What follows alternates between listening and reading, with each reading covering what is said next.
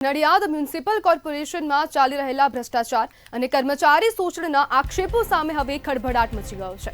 નડિયાદ શહેર કોંગ્રેસ સમિતિના પ્રમુખ હાર્દિક ભટ્ટે વડાપ્રધાન નરેન્દ્ર મોદીને પત્ર લખીને સીબીઆઈ તપાસની માંગ કરી છે।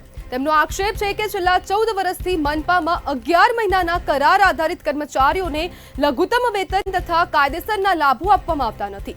પગારના નામે કરોડો રૂપિયાનું કૌભાંડ થતું હોવાની શંકા વ્યક્ત કરતા તેમણે જણાવ્યું કે કોન્ટ્રાક્ટર એજન્સીઓને ચૂકવવામાં આવતી રકમમાંથી મોટાભાગનો હિસ્સો ભ્રષ્ટાચારીઓના ખિસ્સામાં જાય છે। આગળ કહ્યું કે નકલી પગાર સ્લીપ અને ખોટા રબર સ્ટેમ્પનો ઉપયોગ કરીને કર્મચારીઓને છેતરવામાં આવ્યા છે અને તેમને પીએફ જેવી ફરજિયાત સુવિધાઓ પણ આપવામાં આવી નથી। આરટીઆઈ દ્વારા માંગેલી માહિતીમાં પણ અધૂરી અને ભ્રામક માહિતી આપવામાં આવી હોવાનો આક્ષેપ છે। પ્રથમ અપીલમાં પણ યોગ્ય જવાબ મળ્યો નથી અને જેનો પુરાવો છે કે મોટા માથાઓ કૌભાંડ છુપાવવાનો પ્રયાસ કરી રહ્યા છે। હાર્દિક ભટ્ટે જણાવ્યું કે આ મામલે સત્તાવાર તપાસ આયોગ સીબીઆઈ કે ગુજરાત હાઈકોર્ટના ન્યાયાધીશની દેખરેખ હેઠળ કરવી જોઈએ। ભવિષ્યમાં આવો અન્યાય ફરી ન થાય તે માટે કોન્ટ્રાક્ટર એજન્સીઓને બ્લેકલિસ્ટ કરવાની અને જવાબદાર અધિકારીઓ સામે કડક પગલાં લેવાની પણ માંગ કરવામાં આવી છે। અનેક સવાલો અહીં ઉભા થઈ રહ્યા છે કે જે નડિયાદ મહાનગરપાલિકા છે તેમાં હવે ભ્રષ્ટાચારનો હવે અણસાર જોવા મળી રહ્યા છે, જ્યારે આક્ષેપ પણ કરવામાં આવ્યા છે। ત્યારે આપણી સાથે કોંગ્રેસના શહેર પ્રમુખ હાર્દિક ભટ્ટ જોડાઈ ગયા છે। હાર્દિકભાઈ, નડિયાદ મનપામાં ભ્રષ્ટાચારનો દોર, શું કહેશો? અમે જ્યારે નાની માહિતી માંગીને અને આપવામાં આવી, લગભગ 100 જેટલા કર્મચારીઓ મળવા આવ્યા। વર્ષ 2025 ના બીજા મહિનાથી અમે આ પ્રક્રિયા ચાલુ કરી ના આપતા ભારત સરકારની એમ્પ્લોયમેન્ટ પ્રોવિડન્ટ ફંડની સાઇટ ઉપર કોન્ટ્રાક્ટરોએ જે પીએફ નંબર લીધા છે એમાં પીએફ ભર્યા નથી। માહિતીમાં એક એવું લિસ્ટ આપવામાં આવ્યું છે મને, જેની અંદર 340 કર્મચારીઓ છે। આ લિસ્ટ મહાનગરપાલિકાથી આપવામાં આવ્યું છે અને પીએફ ભરવામાં આવ્યું છે કોન્ટ્રાક્ટર રાધેને ઇન્ડસ્ટ્રીઝના નામે ફક્ત 36 માણસનું। જી, નગરપાલિકા એટલે પૂર્વની નગરપાલિકા અને મહાનગરપાલિકા પીએફ ભરે છે ફક્ત 14 માણસનું, એટલે 370 માણસમાંથી માત્ર ને માત્ર 40 થી 50 જણનું પીએફ ભરાય છે।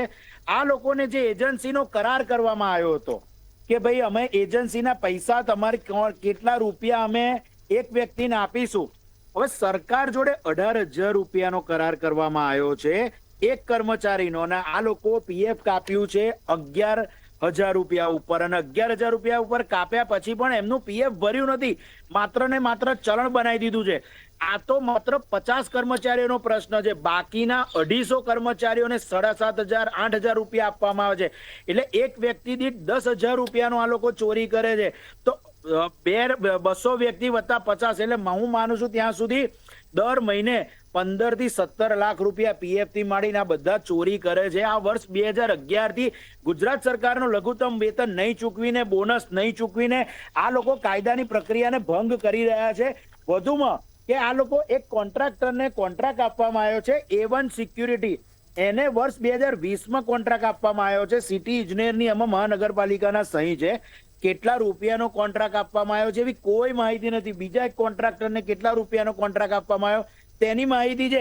એટલે કે આ ભાઈ નડિયાદના ભાજપના મહામંત્રી છે, એને લીધે એમને દર વર્ષે, અને ધારાસભ્યના બિલકુલ નજીકના ગણાતા વ્યક્તિ છે, તો ભારત સરકારના વડાપ્રધાને જે ગરીબો માટે જે સ્કીમ મૂકી છે, કર્મચારીઓ માટે સ્કીમ મૂકી છે, તેમના પરિવાર માટે જે સ્કીમ મૂકી છે, તેમને લાભ નહીં આપી અને પોતાના અંગત કાર્યકરને લાભ અપાવવા માટે આ બધી સ્કીમો કરવામાં આવી છે। વર્ષ 2011 થી ચૂંટાયેલી બોડી, ચીફ ઓફિસરો, અકાઉન્ટ ઓફિસરો, આ બધા જ ની આ સંડોવણી છે। અને આજે તો જાણે અમે લોકો માત્ર ને માત્ર વડાપ્રધાન શ્રીને સીબીઆઈ ની માંગ માટેનો પત્ર લખવા, આવેદન આપવા કમિશનર સાહેબને જવા હતા। મહેન્દ્ર દેસાઈ જે ડેપ્યુટી કમિશનર ને પ્રથમ અપીલ અધિકારી છે, તેમણે માત્ર ને માત્ર જુઠ્ઠાણું ચલાવ્યું। છેલ્લા 3 મહિનાથી તેમને વિનંતી કરતો આવ્યો છું, સર આ લોકો માટે જે ખોટું થયું છે તેમના પૈસા તેમને એકાઉન્ટમાં ચૂકવવામાં આવે। ના છૂટકે અમારે આજે આ કાર્યવાહી કરવી પડી, અને એમાં પણ હજુ તો અમે કર્મચારીઓ માટે, અમે મત લેવા માટે નહીં, કર્મચારીઓ માટે અવાજ ઉઠાવવા ગયા, ત્યાં તો અમને પોલીસ પકડી અને નડિયાદથી 30 કિલોમીટર દૂર ખેડા લઈ આવી। તો અમારો ગુનો શું હતું કે અમે કર્મચારીઓ માટે ન્યાય માંગ્યો, એ ગુનો? અમારી સીબીઆઈ તપાસની માંગ છે કે જે નેતાઓ, જે અધિકારીઓ આની અંદર સંડોવાયેલા છે, કામદારોને મિનિમમ વેજ ગુજરાત સરકારના લઘુત્તમ વેતન મુજબ પગાર મળવો જોઈએ. આટલા વર્ષોમાં જે બોનસ મળ્યું નથી તે બોનસ મળવું જોઈએ. ગ્રેજ્યુટીને લાભ નથી મળ્યા. અરે ગુજરાત હાઈકોર્ટમાં આ લોકો ગયા છે નડિયાદ. હાર્દિકભાઈ, આમાં જવાબદાર અધિકારીઓ કોણ છે? શું આમાં જવાબદાર અધિકારીઓ કોણ છે? આમાં જવાબદાર અધિકારીઓની અંદર ચીફ ઓફિસર આવે, પછી અકાઉન્ટ ઓફિસર જે પટણી સાહેબનું નામ છે, જેમને પૂછવાથી 8 મહિનાથી તેઓ સત્તા ઉપર નથી, પણ બધો જ વહીવટ પટણી સાહેબ મુકેશ પટણી કરે છે. વર્ષ 2019 થી પટણી સાહેબ કરે છે. આપણી માંગ એટલી જ છે કે તેમના વિરુદ્ધ પગલા ભરવામાં આવે, FIR કરવામાં આવે, તો આ બધી જ હકીકત બહાર પડી જાય એવી છે. અને આ બધી હકીકત વર્ષ 2011 થી બહાર પડી એવી છે. વર્ષ 2023 થી આખા ગુજરાતની નગરપાલિકા મહાનગરપાલિકાને ESI નો એક્ટ લાગુ પાડી દેવામાં આવ્યો. તો નડિયાદમાં કેમ ભરવાનું નથી આવતું? નડિયાદ મ્યુનિસિપલ કોર્પોરેશન કે નગરપાલિકા પાસે એમનો પોતાનો ESI નંબર છે, હોય તો રજૂ કરે. અમે જેમ કર્મચારીઓ માટે અવાજ ઉઠાવ્યો છે, અમને ખોટા પાડે કે ભાઈ અમે બધું કરીએ છીએ.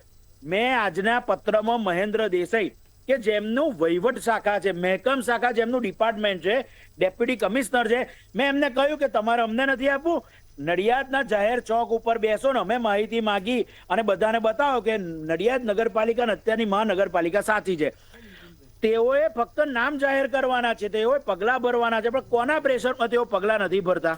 જી, કરોડો રૂપિયાનો ભ્રષ્ટાચાર થયો છે અને એ પણ કર્મચારીઓનો થયો છે. કર્મચારીઓના પગારમાં મિનિમમ વેજ નથી ચૂકવાયો. આ બધી જ તપાસ, આ બધું જ ઓનલાઈન છે. પ્રોવિડન્ટ ફંડની સાઇટ ઉપર પણ મૂકેલું છે. બોનસ ચૂકવ્યો તેનો રેકોર્ડ રજૂ કરે, ગ્રેજ્યુટી ચૂકવાઈ નથી એનો રેકોર્ડ આ રહ્યો. અને મારી નહીં, ગુજરાત સરકારના લેબર કમિશનરની સહી સાથેનો 2023 નો ચુકાદો છે. 23 ના ચુકાદાની અંદર લગભગ 9 જણાને ગ્રેજ્યુટી ચૂકવી દેવાનો ઓર્ડર કરવામાં આવ્યો છે. 9 જણાને. તો આજ દિન સુધી કેમ આ પૈસા, કરોડો રૂપિયા જે સરકાર મોકલાવે છે, એ પૈસા જાય છે ક્યાં, કયા હેડ હેઠળ લાવ્યા અને તમે કયા હેડ હેઠળ વાપર્યા, એ બહુ જરૂરી છે. અને આવું આખા ગુજરાતની અંદર ચાલી રહ્યું છે. અને એમાં સૌથી વધારે ભ્રષ્ટાચાર અમારી નડિયાદ નગરપાલિકાનો હતો. અને આ બધું જ છુપાવવા માટે આજે અમને પકડી અને છેક નડિયાદથી 30 કિલોમીટર દૂર ખેડા લઈ આવવામાં આવ્યા છે. આવતા વીકમાં અંતે અમે જલદ આંદોલન કરવાના છે. હાઈકોર્ટનો સહારો પણ અમે લેવાના છે. જી હાર્દિકભાઈ, જોડાવા બદલ આપનો આભાર.